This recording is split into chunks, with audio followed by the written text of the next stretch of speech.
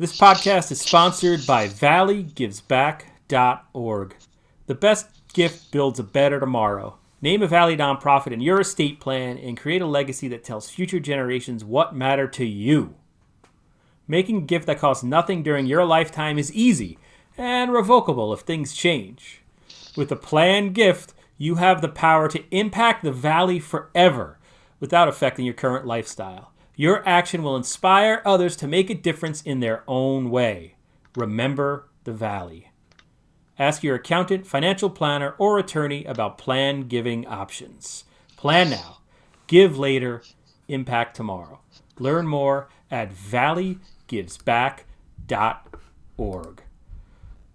So thank you, valleygivesback.org, for sponsoring this podcast. My name is Eugene Driscoll. I'm the reporter-editor from valleyindy.org. Joining me, this is a video podcast, as you may have noticed, hopefully.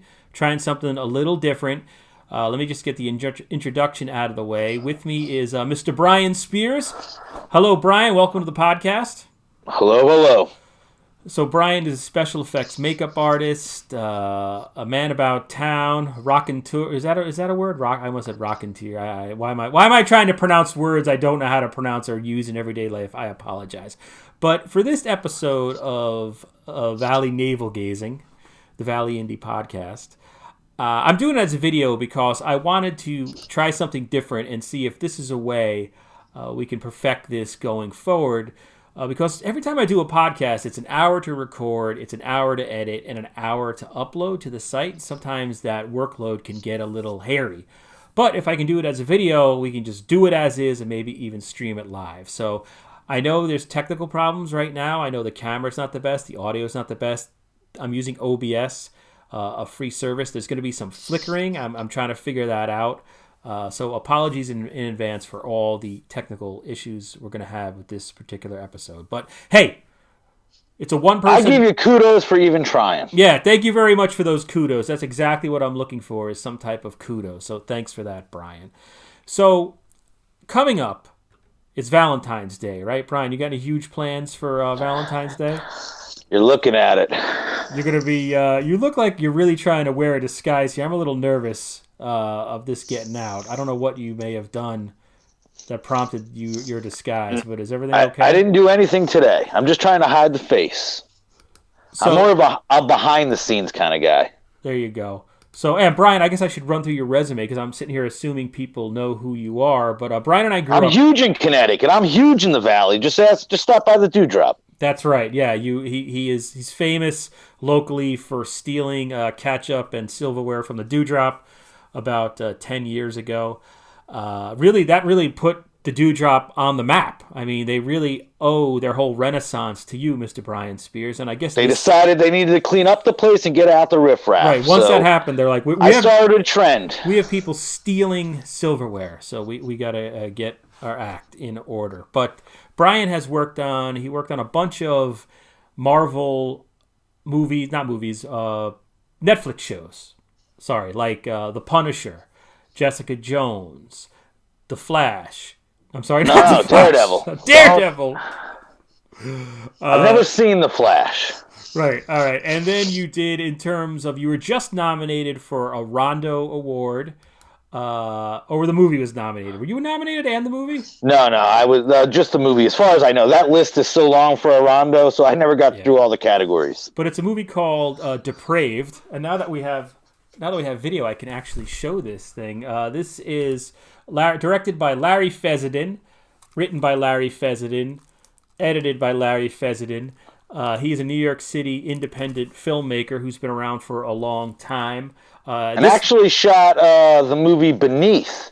In Oxford. Sort of in your neck of the woods. I mean, Oxford, yeah, right? Yeah, that was up in Oxford.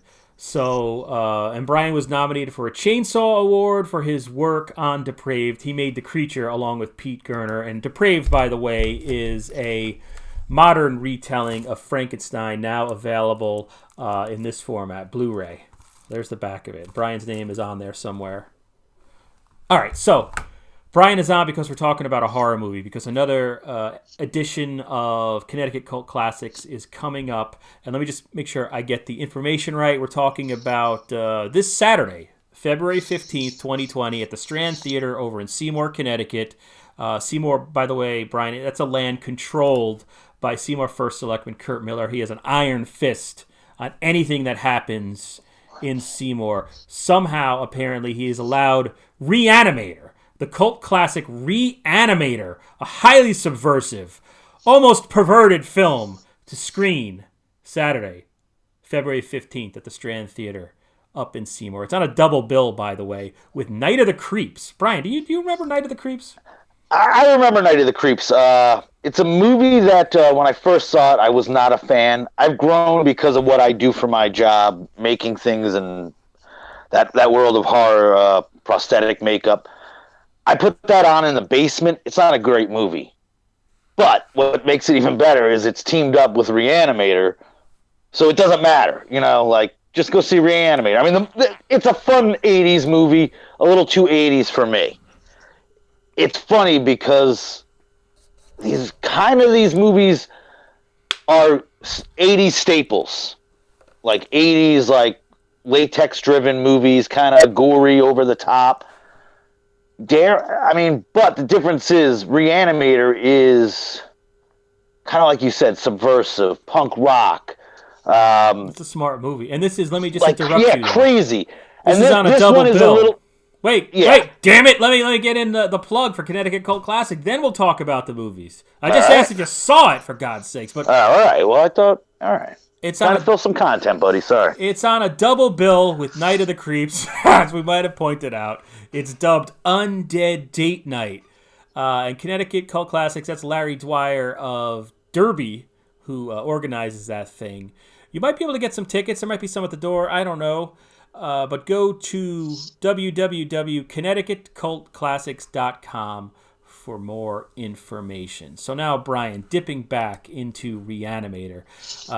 We do a horror movie podcast, you and I, on our own. It's sort of R-rated. There's some language that happens during that podcast, and perhaps some beer gets consumed as well. So please do not search it out and listen. But when we did this talk, we forgot to go over the plot of REANIMATOR, which, we just assumed everybody knew it. But I went back and I inserted something in, and now, of course, I don't have it in front of me. But basically, it's about this dude, Herbert West. He's a new medical student at this medical college. He's just been sort of maybe asked to leave Sweden for trying to reanimate a person. And that's by Hans Gruber. Hans Gruber. We all know who Hans Gruber is. He's the guy in the end of Die Hard. The illustrious, he was reanimated to be in Die Hard. But basically, the movie is about this guy, Herbert West, who befriends another student, and that student's girlfriend. And all Herbert wants to do is bring the dead back to life. That's Herbert's one goal, and that's what the movie is about. And this was a movie that I had not seen in 28 years. Wow. I remember, and I was trying to think back, because first I was saying 20 years. It's closer to that, because, I saw it probably in high school, graduated high school in 92. Well, I'll say this. I have a T-shirt, and I have a picture, with the date on the back of it. I have a T-shirt of myself in a picture, and I'm wearing a REANIMATOR T-shirt, and that year was 91. So I had already seen the movie and was going to conventions, into that scene sort of. So I had to have seen that movie, or we both saw that movie in 89, maybe 90. Okay. So I was afraid, because I remember seeing this as a kid and just loving REANIMATOR. This was a movie that you would share with your friends, right? It was a dare to sit through it because it's gory and disgusting and weird. And, the first thing you wanted to do is show it to your friends. This is the pre-internet days. I was just going to say that this is before the internet. We were also kids that grew up in the generation of the video store. Maybe, our parents worked, our parents had, other kids to take care of a regular life. Listen, we probably seek this movie out because of its irreverence. Right. Like I'm just thinking the Naugatuck like a Valley. rite of passage. Yeah, here in the Naugatuck Valley, I guess in those days, especially in the late '80s, '90s, where I live in Derby, I think a lot of people played football. They had a great football team Yeah, I in like that this era. was my discovering that I was never going to play sports, but movies got to Right. me. I might as well get into perverted, weird horror movies. Or at least if I'm gonna like movies, yeah, I want this to be because it made me a little like, listen, man, I'm a dork. I like movies, so this was give me a little bit more of a tough guy cred. It was Or at yeah, it least was in my yours. mind, I felt like a tough guy because I'm watching a movie that like the average person that we knew, people we sit next to, never even heard of this movie. Right. Yeah. And I would just ask, your actually microphone is super loud now. Now that I Oh, think about okay. it, you don't have to touch it, but you don't have to yell. You are All right. being I'm heard getting excited. We're without a talking problem. Reanimator. It's not your fault. It's my fault. I should have. Probably should have tested this a little more before I just hit record. But all right. So I went back. I was scared to see it again. It's like when you meet your childhood hero and he turns out to be a total not nice person, right? We all felt that disappointment probably. You met Tom Savini too? Tom Savini. Yeah, we're going inside horror for that reference. No, I was talking about. I was trying to think of some random Valley person I could name, but I don't want to get sued. I'm already trying to. I don't know if I'll get funding again as it is. But one thing that's amazing about this movie is right. So it came out in like 1985. It was universally loved. I mean, it got positive reviews. New York Times, The New Yorker.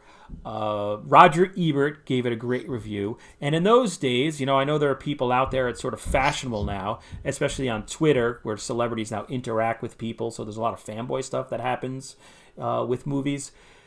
Critics helped this movie find an audience. I don't think Reanimator, it might not have been, sort of raised up to the extent that it was and as well known as it is if it hadn't been for some of those mainstream media critics who, for whatever reason, really took a liking to this movie. It's always described, and even when it came out, as a horror comedy, which I think, Brian, you and I take exception to that because I don't really feel it's not played for laughs. Some of the situations in Reanimator are extreme, and it elicits laughter. And Herbert West is like a maniacal dude on the spectrum. But it's a dark movie, and it's here's the thing: it's not comic and comedy like these Nightmare on Elm Street sequels, these Jason sequels. Like if it is a sense of humor, I'll say this: at the time that I saw it, I didn't see any of that. You know what I mean? Because it was just too crazy for me. I've seen, I could see how it's darker humor. But I mean, you got to be a little nuts to laugh at some of the stuff that's in this. Right, it's a lot of it's gallows humor. Also, to me, horror comedy. Shaun of the Dead is a horror comedy. Yeah, like more over the top, more pratfalls, more like this is not that. Right, and it's written by a guy who is just hugely interesting and directed, Stuart Gordon. If anybody takes the time to look at Stuart Gordon, he was sort of came up in the Chicago theater scene with David Mamet and Joe Mantegna, and then later William H. Macy. He was part of that whole sort of crew. He and his wife, or I guess then girlfriend, were they are protesting. They were sort of counterculture people, artists. At the 1968 Democratic National Convention in Chicago, they were tear gassed by police. Stuart Gordon later put on, rather famously, I guess for the time, a retelling of Peter Pan at the student theater that he ran, or the university theater that he was a part of. He was arrested for it because he had nude fairies. There was nudity, so he was brought up on obscenity charges, and so. And this was that hippie '60s and all that, like. He would put on counterculture. Yeah, he would put on plays where his goal was to start a riot within the audience. Because from there I think he either founded it his own or he got brought into another theater group, and he was the artistic director. And he was known for being a guy who would push buttons, who would always sort of poke you in the eye with his point of view. And Reanimator is his first movie, which is amazing. And he definitely does that. There are things that'll challenge you, for lack of a better word, in Reanimator. And one of the things that I love about it, Brian, is that I mean, first of all, the score is a direct ripoff of Psycho, of Herman's, or what, I can't remember the guy's name. Bernard Herrmann? Bernard Herrmann, yeah, thank you. It's a direct ripoff of that score, although there is an interview out there that a horror journalist did named Chris Alexander, who tracked down the composer of Reanimator, and he said, no, it's an homage. There was supposed to be a credit in there saying this is what it was, but the Alfred Hitchcock fingerprint... But if they put that credit in it, he'd have to pay for it. He'd have to give him some money. Right, yeah. We'll see how, but it's got that old-timey acting. Like, if you go back and watch Psycho with Janet Leigh and the way everybody's all proper when she's talking to, they're all carrying a handbag, and, maybe the private detective is wearing a cardigan. He's very buttoned up, and, wherever they go, everyone's in a suit and tie, as opposed to wearing, looking like a complete bum like me and an oxydiodol like Brian over there. But it's also like because of his theater background, it's very staged. The whole thing looks very like a play. set up. But so they do this old-timey acting, and sort of the way they deliver their lines is very old-timey, but then they're confronted with these completely insane situations, the first of which is, this medical student what's that guy's name? Is it Kane? Is it, Dan Kane. Dan Kane, yeah. Played by Bruce Abbott. He allows Herbert West, played by Jeffrey Combs, to move into his apartment, even though he sort of thinks this guy is nutty and weird at the least. And one of the first things that Jeffrey Combs does off screen, spoiler alert if you haven't seen this, kills the guy's cat, and then it reanimates. It's just this insane scene in their basement, which I guess is funny, but it's also pretty shocking. But so that's what you have, these things contrasting and hitting each other in the head. This old-timey acting, like sort of an old Hitchcock movie, with this... And it's the Dago Green reanimation serum. Right, it's very 80s, yeah. It was like Predator blood before Predator blood. Yeah, and it's just like, Brian, as a special effects makeup artist, this is a movie that's known for, not creatures, but there's a lot of gross stuff in this.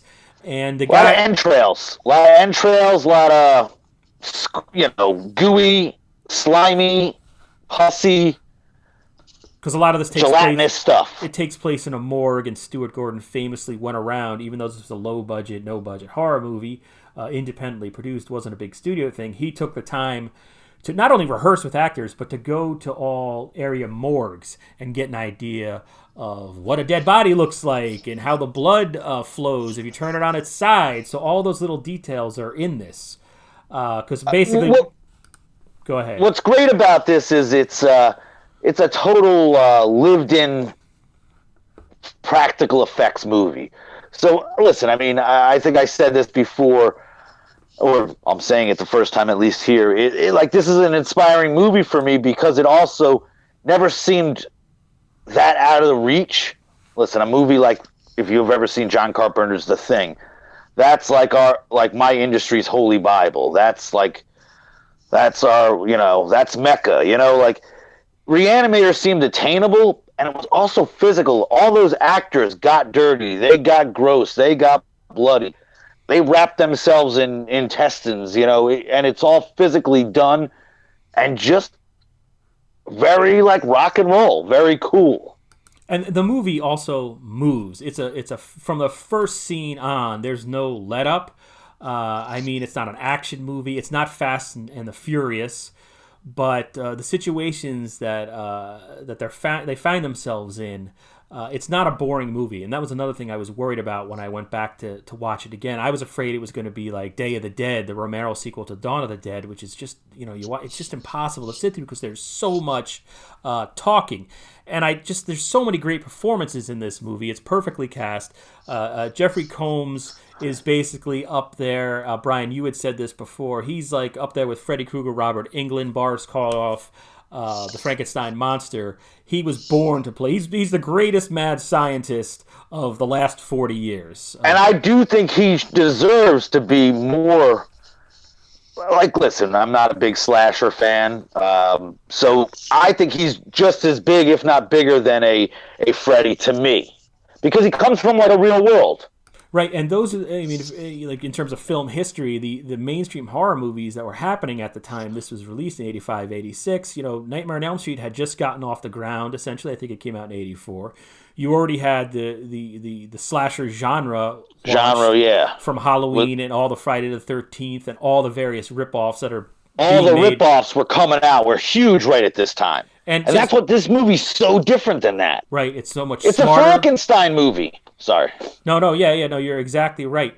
And the guy that did the effects for it, Brian, we had actually met. I didn't realize this until watching the movie again and then researching it online, and I saw a picture of a man. I was like, hey, I'm in a picture with that guy that I went out drinking with once, like however many years ago at the New York City Horror Film Festival with you, Brian. And tell us about John Carl. Tell us about him a little bit. John Carl Buechler. He was kind of legendary in the industry because he's the type of guy that gave guys that I admire, all the guys that run The Walking Dead now, and like huge Oscar-winning actors. He gave many of them their first job in the industry. Like, he was that kind of smaller shop. Did a bunch of movies like Ghoulies, Cellar Dweller. He also directed at Friday the 13th, I think part 7. He also created The Creature. He's just a guy that's kicked around forever. He's recently passed away. But he kicked around for years and decades and influenced so many people, not so much by... He did fantastic work at times, but it was that he just gave everyone an opportunity for a job. So that was him. So rest in peace there. Buechler, you said his last name is? John Carl, Buechler, yep. Okay. I hope I'm saying it right, but I'm, that's the way I've always heard it. Apologies if we're not. And just the other thing I wanted to draw attention to for anyone that's going to see REANIMATOR this weekend, the performance of David Gale as Dr. Carl Hill. Because if you haven't seen the movie, it sounds like, Herbert West, the guy that has the serum that brings the dead back to life, he's the bad guy. He's the crazy mad scientist. No, the real bad guy of the movie, the real creep, is the perverted creep is Dr. Carl Hill. And he's now described anywhere you see him on. He's since passed. He's no longer with us, but he is a John Kerry lookalike. That's how he looks like. He's identical. John Kerry. And he just nails this performance. First of all, he's wearing a wig the whole movie, and it's pretty obvious that it is a wig. But I guess they had said, Brian, because he loses his head. Yeah. At one point of the movie, and this is a famous sequence of events that happen. So hopefully, I'm not spoiling it for you. But he continues. He continues to do his thing by carrying his own head around. It's great, but the reason he was wearing a wig is because they wanted to make a fake head, and they thought it'd be easier to make a wig to match the hairstyle. Yeah. Is that common, Brian? Have you That's very common. Yes. And that the wig doesn't exactly. I mean, I never really noticed it as a kid. It adds something. It's like I always just thought it. Yeah, listen. I mean, yes, it's a wig, but that's the type of character, the part he's playing. Yes. He's such a vain, weirdo, creepy dude, which in like this generation, what's going, in the world we live in now, this guy is a relic. It's disturbing. And even back when I first saw this, he's a disturbing character. Because he's the Harvey Weinstein of his day, of this this medical thing. Because there's one scene where it's just so bizarre where he openly hits on this medical college, the dean's daughter, his best friend's daughter. Yeah, and it's just really creepy because the age difference there is something else. But he is just he's great in this movie. Like, there's top to bottom. There is trivia that I read. I believe in IMDb. So take it as you will. But he did say his wife divorced him soon after this movie, and he believes it was because of this role. Yeah, and I guess there's the definitive restoration of this movie came out on Blu-ray in 2017. I believe it was by Arrow, the company that restores cult movies like this. And I think on the commentary he might say that. It might be a commentary from way back. You know how they kind of collect? Yeah, they from the laser put a bunch disc of them together. Right, yep. Right. So they get the best of. But I just wanted to note how good he is, and also like how how good Bruce Abbott is as a straight man, because there's all this chaos going around, people losing their heads, the dead coming back to life, and Bruce Abbott is sort of the traditional hero who has to deal with all this and figure out what to do, and also how he wanted to propose to this girl he's in love with and all that, but then he ends up he kind of kills the dad sort of. But it's his story, or you want to think it's his story, but really it's like you're the guy that brought Herbert West, and like you're kind of the cause of everything just by allowing Herbert West in, and as an audience you're sort of rooting for this Herbert West guy. And it's just so and wonderful. It's all through Dan's eyes. I just love, that scene where basically Dan is looking for his cat. He can't find his cat. And then, the new tenant has a little gross lab he set up in the basement, and the cat's dead in the fridge. And he's, hey, man, you killed my cat. And, like, Herbert West just sort of talks to him for a second. And then they get attacked by the cat. But the character just immediately falls in line with Herbert West and agrees to help him out. So they're like this Abbott and Costello duo, which is really effective. And just, the fact that this was Stuart Gordon's first movie, I don't know if that's really happening. I guess there's now when there's first-time directors doing a genre movie, it's more like an A24. They're highbrow, high concept, high art. I don't know if people. I'm trying to think like who recently in the last 5 years has made a directorial writing editing debut. Although I don't think Stuart Gordon was the editor, but who's made who's come on to the stage in an indie horror movie like this that's over the top and in your face and funny and smart. And maybe it has political overtones too. I don't know, Brian. Can you think of anybody? And I'm asking you this obviously because I have an answer. Because I'm. Oh well, if you have the answer, I don't have an answer. I was going to say. Go ahead. I'm just thinking because I'm saying all right, It Follows was a big hit, but I haven't seen anything else, and I don't even think explosive like this. No, I don't know. No, I'd say I don't know the guy's name, but he's a. You'll probably know him because he was a former makeup guy, or he's still a Terrifier. That one that got put up on Netflix. Oh, Damien. I got to see his second movie, man. Yes, his first movie came out. Well, I was just talking about Stuart Gordon's first movie. Impact. He came out of nowhere and made this. Well, I'll say this. Okay. What Stuart Gordon did, he went to the horror. All right, a lot of these guys making horror movies right now, I think, they're kind of using horror as a metaphor for something else. They look down on this. I think they look down on this. They won't say it, but they do. What Stuart Gordon did was he gave you everything a horror fan wants. But then he also, there's still a story there and it still moves. He gave you a movie too, but he gave you the gore, the crazy stuff. He gave you all of that. But bottom line, there's still characters there. I don't see, no one would make this movie with the gore anymore. I don't see that. And I think the Terrifier, while it has that, I don't know if it has as much of a subversive message. Yeah. Oh, now that I think about it, because I was going to say there's all sorts of sexual subtext, some of which is in your face, not subtext at all in Reanimator, and Terrifier does have some of that. But so I guess I'm going to say Terrifier. It's not. I'm not saying they're equal. I think Terrifier is more for shock value. Reanimator. I think there's a lot of directors out there that want to think they do that, like the Hatchet movies. I think they're trying for that, but I don't think they're as smart as Reanimator is a smart movie. And let's just close, have a brief discussion about Stuart Gordon's legacy, because he hasn't made a movie since I think 2007, if my research is correct. But he's got to be one of our. He's like the lost classic version of directors. He is underrated. I don't even know if he used to do horror conventions. I think when you and I were younger. Yeah, when we were younger, yeah. But he hasn't done one in a long time. I know I think he's still doing plays, and he did Reanimator, the musical. Yeah, I think he's very he's out there. I think he did a couple Monsters of Horror. He's out there But that's in that Monsters of Horror was LA. That was a long time ago. Yeah, but he's also in that LA hangout crowd. I know a couple guys that hang out with him. So, like, he's definitely out there. He's just not looking. Listen, the guy also wrote Honey, I Shrunk the Kids. Oh yeah. So he probably doesn't have to work. He's got that. And he's not going to work unless he's going to make his movie. He got that Rick Moranis money. Yeah. And I do think because he made this movie Edmund, Stuck.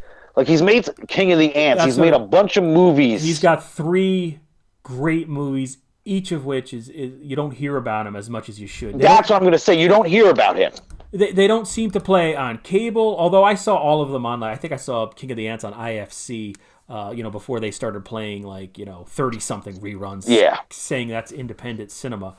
But Stuart Gordon has made Edmund, yes, King of the Ants, yes, and Stuck, which came out in 2007, which are 3 great movies. They're gritty, they're unpleasant, they're contained. You have to sort of know what you're getting into. It's definitely not a Hollywood movie by any stretch of the imagination. No. It's kind of like a more weird John Carpenter. They'd actually be better off being made today, like right now, and they probably get that, like, they have a narc feel. They have like Indy, no budget, you can get a great actor. I mean, look, Edmund has William H. Macy in it, Julia Stiles, an incredible cast, written by David Mamet, I think based on one of his plays. I believe so. So I just think he kind of missed, he missed out on things. Like, he should be Paul Schrader cool.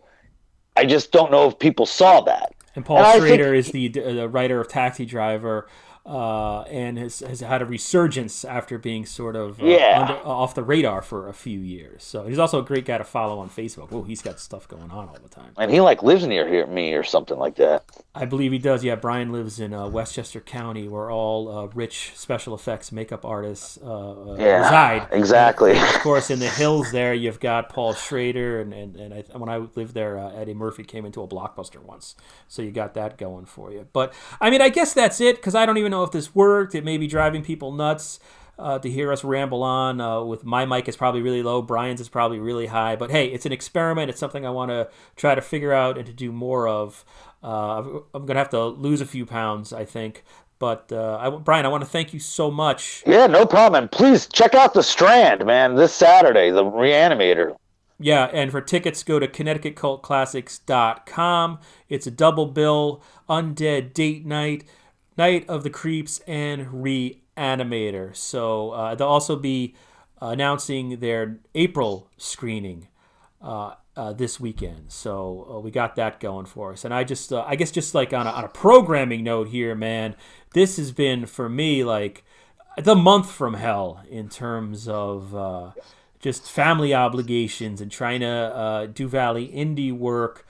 We had a couple big stories your way too, so. Yeah, and we had my son, and there's something going. There's something literally in the air. My mother has asthma, and like the past month, she's just been leveled by bad breathing. My son has asthma, but we were told, and consulting with doctors, he hasn't done any treatments in 2 years. They thought it was childhood asthma, and it went away, but it came back in a big way the last 3 weeks. Yeah, and basically, I mean, hey, a lot of kids have it much, much, much worse. He just gets a cough that keeps him up all night. And so he's literally up to 5 a.m. coughing. So he'll miss school. So we got that going on. And then as that was winding down, that was 2 trips to the doctor who had Children's Pediatric Associates over here on whatever road it is. It escapes me in Ansonia. Then my daughter got the flu. And it was like, she was up all night. She still, I mean, her fever broke today. So she got it last Saturday. Good. Saturday, so now it's what, Wednesday? I don't even know what day it is. So Wednesday, yep. Yeah, so I apologize to people who read valleyindy.org if I didn't call you back or didn't email you back. It's just, oh, and my wife was away. My wife went up to cover the New Hampshire primary for her job. So it was me, a kid with terrible asthma that's been triggered, my daughter with the flu, and then we had a friendo. We had agreed to babysit someone. Wow. So, yeah, man, it was too much. It was too much. I put like a note on the Valley Indy front page, saying like I'm doing what I can. But Brian, that's why actually this came up, because I wanted to do a podcast. I try to do something every single week for Navel Gaze and the local news talk show, but I couldn't. I couldn't get anybody. I didn't know where to do it or how to do it or whether I was going to get the flu. So Anyway, I'm blabbing, but that's why I'm saying thank you. Well, I appreciate it because, again, Larry's been really cool, both to us and to me recently. And that's Larry Dwyer, Connecticut. Larry Dwyer. And Horror News Network. We always forget to mention the Horror News Network, a website that's been around for decades if you're into horror movies and comics and genre-related stuff. They put on the CT Horror Fest every year, and they're right here in the Valley as well. So it's cool. Yep, and I love RE-ANIMATOR, so please check out the movie. All right. And now I'm going to stop recording, so we'll see you next time on Navel Gazing, the Valley Indie Podcast. Thank you. Later.